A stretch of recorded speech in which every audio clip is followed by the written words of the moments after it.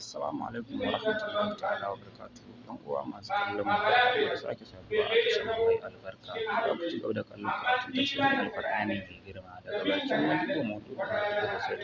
tare da mai ja masa baki Hafiz Aliyu Modibo Maudu wanda suke gudanarwa a babban masallacin Alhaji Muji Yawa Kokama na Juma'a Maƙalwa Adamawa State. Sha kallo lafiya.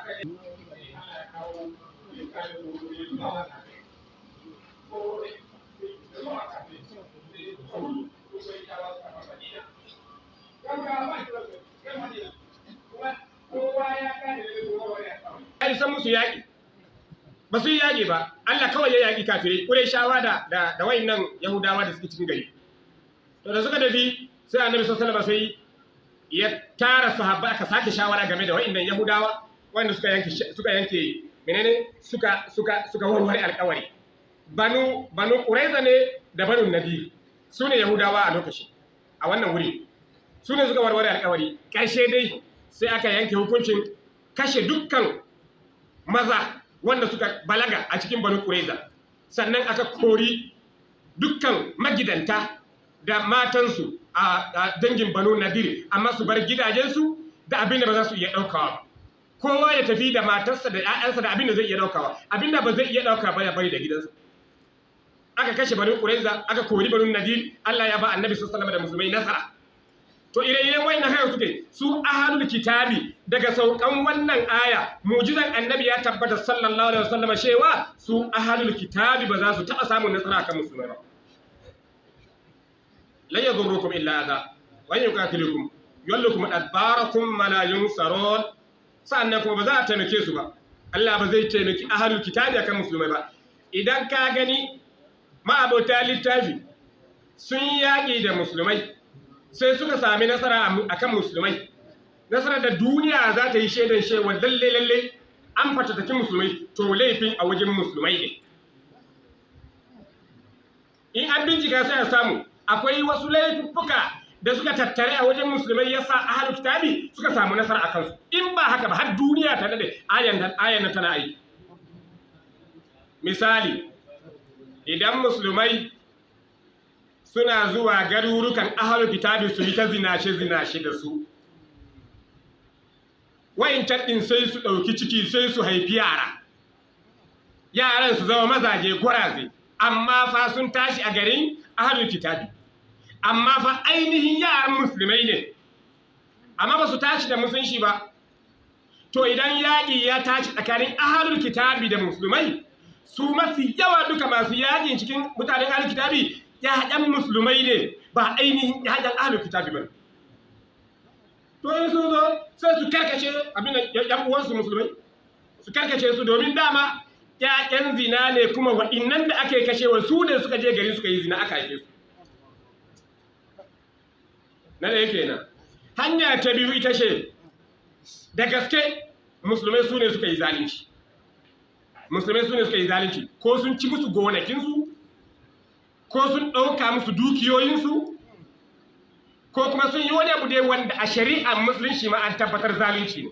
To Allah ba zai yadda ba. Allah bayan so ba zai yadda mutum ya yi zalunci ba. Zalunci nan ko da za a yi wa musulmi, ko da ba za a yi wa musulmi, Allah ba zai yadda ba. To idan har gowa ta tashi fa, to Allah zai taimaki mai gaskiya ko da ba musulmi ba ne. Kar mutane su shaidun su musulmai ne, mu shi gonansu bulus, mu ɗauki dukiyoyinsu bulus, mu ɗauki matansu bulus, ai ba musulmai ba ne, ba haka ba ne. Idan muna so wannan aya mu ga aiki ta, lan yadurruku illa adab wa in yuqatilukum yuwallukum al-adbar thumma la yunsarukum, mu kasance akan gaskiya mu ne. Kada mu yi zalunci. Wata rana wani ba Yahuda ya zo ƙara gaban Annabi sallallahu alaihi wasallam da shi tsakanin sa da wani musulmi munafiki. Aka yi bincike sai aka tarar ba Yahudan nan shi ne yake da gaskiya. Munafiki nan wanda musulmi ne bai da gaskiya. Annabi sai ya ba wa Yahudan nan gaskiyarsa, sai ya bayyana wa munafikin nan ƙaryarsa. Da suka fita munafiki ya ce bai yadda ba. Bai yadda da hukuncin Annabi ba. Sai ya yi tunani a cikin zuciyarsa, bari ka gane wannan kissa tana kama da abin da muka faɗa kan wannan aya. kaga aya na tana karanta da mu kullum ahlul kitabi ba za su sami nasara kan musulmai ba sai muka ce fa idan musulmai suna kan gaskiya to sai munafikin nan yace ai Umar ibn al-Khattab ai shi mai tsanani ne akan kafire don haka idan mun je gaban Umar ibn al-Khattab na sani zai taimake ni don shi baya son kafiri sai yace mu tafi wajen Umar ibn al-Khattab inji munafiki ba yahude wanda ya san yana da gaskiya yace bismillah sai aka tafi wajen sayyidina Umar ibn al-Khattab sai ba yahude yace gashi abinda ke tsakanina da dan uwan kunnan musulmi yace ba inda kuka je yace mun je wajen annabi Abul Qasim sallallahu alaihi wasallam yayi hukunci ga abinda ya fada ni ne nake da gaskiya haka ya fada wannan dan uwan ku bai da gaskiya da ba yahuda ya gaba su sayyidina Umar ya waiwayi dan uwan mu za mu sheko musulmi munafiki amma ba dan uwan mu munafiki ba ko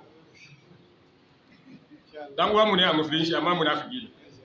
sai sayyidina Umar ya ce masa wane kamar yadda wannan ba yahuda ya faɗa haka abin ya faru yace haka ne yace haka ne yace ba damuwa ina zuwa ku jira sai sayyidina Umar ya shiga gida ka san abin da yayi sai ya dauki takobi sai ya zare sai ya boye shi cikin rigarsa yana zuwa sai da ya zo kusa da su sai ya fille kan munafiki ya kashe shi ashe wannan shine hukuncin wanda bai yarda da hukuncin annabi ba to ka gani gashi musulmi ne amma da yake bayi da gaskiya Allah ya tabbaki ba yahudi a kansa a wannan lokaci haka ne ko ba haka ba to haka ne wannan aya lan yadurrukum illa adan wa yuqatilukum yuwallukum al-adbara thumma la yunsaruna amma idan mun musulmai muna da gaskiya don haka kar mu yadda mu zama masu zalunci kar mu zalunce su Allah ya taimake mu Allah ya jiga mu ya jiga iyayen mu anan zamu ajiye sai kuma karatu mu na gaba insha Allah kafin mu yi addu'a kamar yadda mai sanarwa ya sanar dazu insha Allah ran juma'a mai zuwa din nan ne zamu rufe karatun mu na bana da yaddan Allah za a fara karatu karfe 1 zuwa 1:30 sai a tsaye da karatu sai mu samu jawabai daga shugabanninmu da addu'o'i daga malamanmu zuwa karfe 2 sai mu yi sallar juma'a insha Allah wa sallami kowa da kowa bayan wannan karkashin mu'assasatu committee wato kwamitin zawiyoyi na jihar Adamawa mu'assasatu zawiyatu ɗariƙa Tijjaniya foundation mun shirya baiwa zaurawa da marayu tallafi na kayan sallah insha Allah na jiha amma za a yi ne a ƙaramar hukumar Gire insha Allah nan da kwanaki kaɗan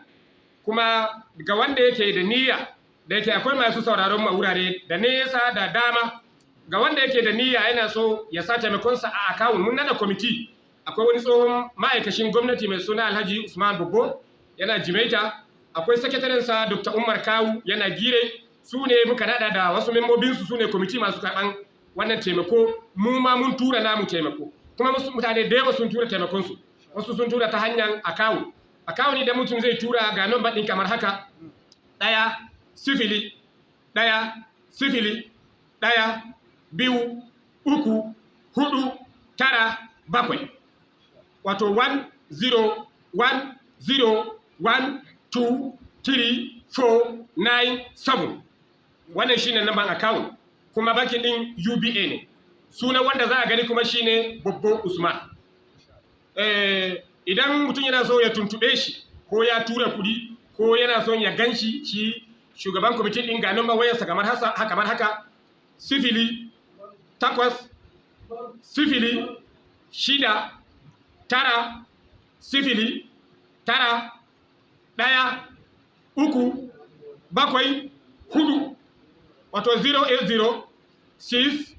9 0 9 1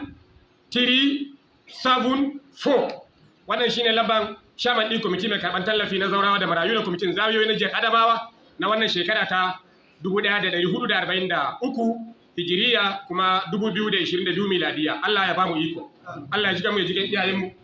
Allah ya karbi ayyukan mu kewawa, Allah kuma ya biya wa masu neman addu'o'i a wajen bukatunsu na nesa da na kusa. Albarkashin manzon Allah sallallahu alaihi wa sallam. Bismillahir rahmanir rahim, alhamdulillahi rabbil alamin, arrahmanir rahim, maliki yawmiddin, إياك نعبد وإياك نستعين اهدنا الصراط المستقيم صراط الذين أنعمت عليهم غير المغضوب عليهم ولا الضالين اللهم صل على سيدنا محمد الفاتح لما أغلق والخاتم لما سبق ناصر الحق بالحق والهادي إلى صراطك المستقيم وعلى آله حق قدره ومقداره العظيم سبحان ربك رب العزة عما يصفون وسلام على المرسلين الحمد لله رب العالمين.